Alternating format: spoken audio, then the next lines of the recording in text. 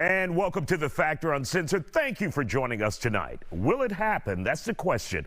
Former President Donald Trump says he expects to be indicted and arrested tomorrow for a hush money payment scheme. The Manhattan District Attorney's Office is investigating the case, focusing on a $130,000 payment or hush money paid to porn star Stormy Daniels, who claimed she had an affair with Trump back in 2016.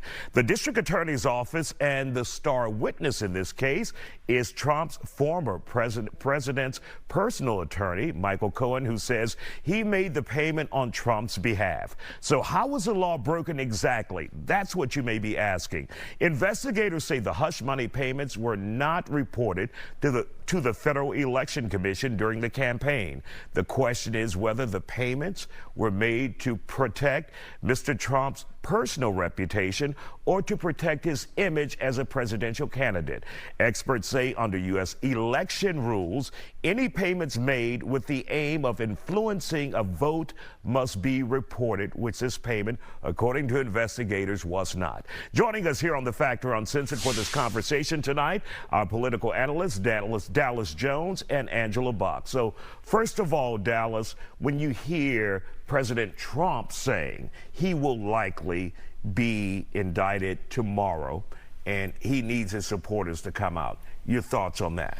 Well, I think it's President Trump's regular dog whistle to try to create this public outrage about his actions that frankly are not in the best interest of the public. And do you feel it this time? Do you feel that outrage this time, like the election? Absolutely not. I think what people realize is that Donald Trump is a sinking ship, if you will.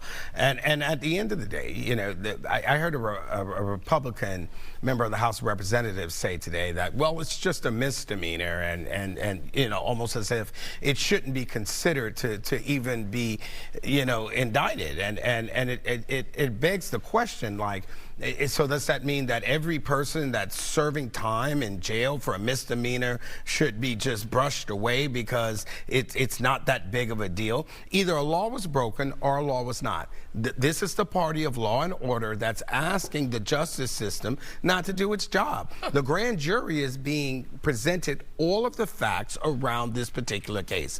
The grand jury will decide on whether or not to make an indictment or not. This is the American justice system, and it applies to all, even those who serve in the highest office of the land. Go ahead, Angela. So many issues with what you just said. First of all, Donald Trump is an OG. He is a gangster because the Democrat Party and leftists and the ruling class have scoured the bowels of misdemeanor land to try and find anything to pin on Donald Trump. Not only did the FEC, the Federal Elections Commission, decide that there was no campaign finance laws broken, but Robert Mueller, in his little witch hunt, decided there was nothing to this either. Now, let's talk about the question of, as you say, the grand jury in New York.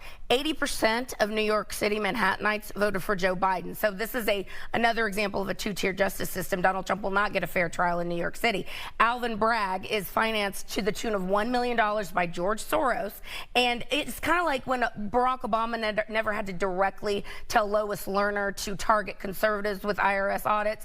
Joe Biden and his corrupt Justice Department doesn't have to tell Alvin Bragg what to do either. And when we're talking about misdemeanors, you want to talk about actual crimes. We have the literal alleged sitting president of the United States and his crackhead son that have basically committed umpteenth felonies. We're not talking misdemeanors, we're talking felonies. When you want to know why that the Chinese spy balloon was not shot down for 2 weeks, or the fact that we're giving $120 billion to Ukraine over basically a territorial skirmish, it's because China and Ukraine own Joe Biden, and this Justice Department will do nothing to bring that man to justice. You lost me on when you said Ukraine was a territorial skirmish. That just blew your argument out the water. It did not blow my argument out the water. You know better than that. You know people are dying there. People are dying, Children but we're talking about $130 billion. But you cannot call that a territorial skirmish.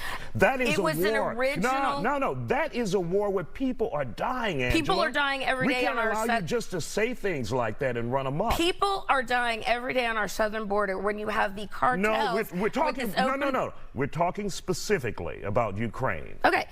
I have an opinion about Ukraine That's not an opinion. You're talking about facts now where people are dying. The reason the Ukraine war started in the first place, I don't want to get too in the weeds on this.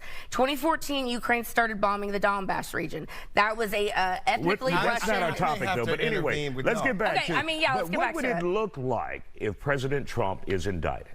Well, I think it would look like someone that committed a crime, as Angela described it, a gangster. Gangsters go to jail. Ask Al Capone. He committed numerous gross crimes against society. They got him on tax evasion. But you know, what's interesting is Angela said everything I thought that she was going to say. You know, DAs and attorney generals all around the country are funded by donors. So who funds, you know, the DA in Manhattan and who does this? This is anytime we sit here and we have a conversation, it's some Democratic conspiracy to take down Donald Trump and the party. And I think the dialogue, even the exchange between the two of you, will show that they're willing to go as far as they'll need to go, fact or fiction, in order to make their point. Angela, will supporters, really quick, will supporters come out if the president is indicted? I think Trump supporters have learned that they're not going to be set up again like they were on January 6th. And I also think it's remarkable to hear Democrats like you not want to talk about, oh, I don't know, the Epstein client list. For example, the fact that Bill Gates and Bill Clinton flew on the Lolita Express a number of times to a known child sex trafficking island, and that doesn't seem to make headline news, but a hush payment to a porn star does. If this comes to pass, this is a banana republic. We have gone beyond the bounds of normal civility. This is a banana republic where we have one party going against their political enemies. Can I just say one thing? Repeat after me. A hush payment to a porn Bill star. Clinton paid Go ahead. $850,000 and nothing happened to him. Thank you, guys. You're welcome. Always good.